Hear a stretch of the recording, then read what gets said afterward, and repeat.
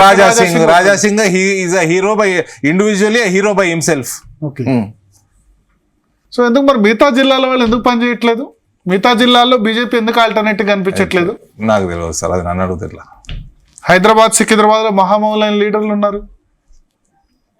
అది సిటీలో, ఎస్పెషల్లీ సిటీలో ట్రెడిషనల్లీ బీజేపీ స్ట్రాంగ్. ఈసారి రాకపోవడం, మహబూబ్ నగర్, కరీంనగర్, వరంగల్ రాకపోవడం అదే. ఇప్పుడు బీజేపీని అందుకే ఆల్టర్నేట్ గా ఒక ప్రాంతంలో చూసారు, ఒక ప్రాంతంలో, కొన్ని ప్రాంతాల్లో 80% ప్రాంతంలో చూడలేదు, 15-20% ప్రాంతంలో ఆల్టర్నేట్ గా బీజేపీని కూడా చూసారు. కేవలం ఆదిలాబాద్, నిజామాబాద్ జిల్లాల వరకు చూశారు.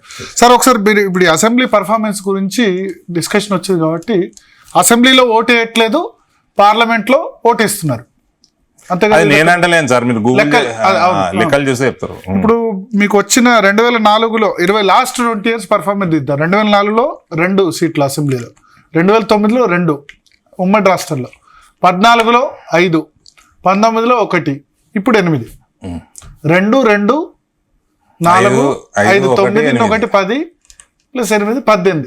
ఈ 20 సంవత్సరాల్లో మీకు వచ్చిన అసెంబ్లీ సీట్లు 18 సీట్లు 24 years లో. ఎస్. పార్లమెంట్ సీట్లు కూడా దాదాపు అన్నీ వచ్చి ఉంటాయి, అన్ని కలిపితే కనుక. మొన్న 4, 8, 1, 2004లో రాలేదు, 99 అవన్నీ కలిపితే అన్నీ వచ్చి ఉంటాయి. ఎందుకు మరి అంత డిజాస్ట్రస్ మీరు అన్నట్టు ఇప్పుడు ఆల్టర్నేటివ్ గా లాస్ట్ 25 years లో కనబడలేదు, ఇప్పుడు కూడా కనబడుతుందని గ్యారంటీ ఏంది? గ్యారంటీ ఏమంటే నేనైతే గ్యారంటీ ఇప్పుడు.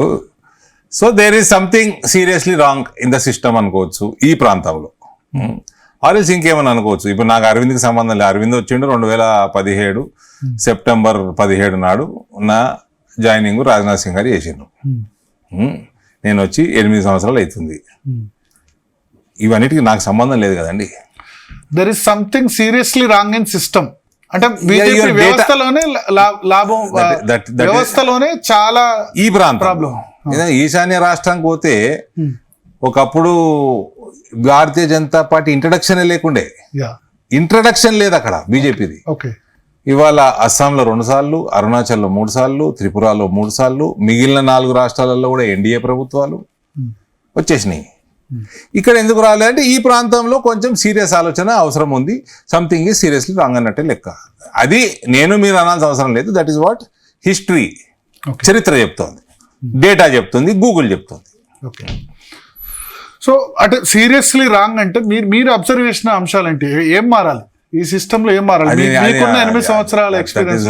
That is up to party leadership, that is up to the general secretary in charge, that is up to the local leadership. All together work in tandem, then ఇవన్నీ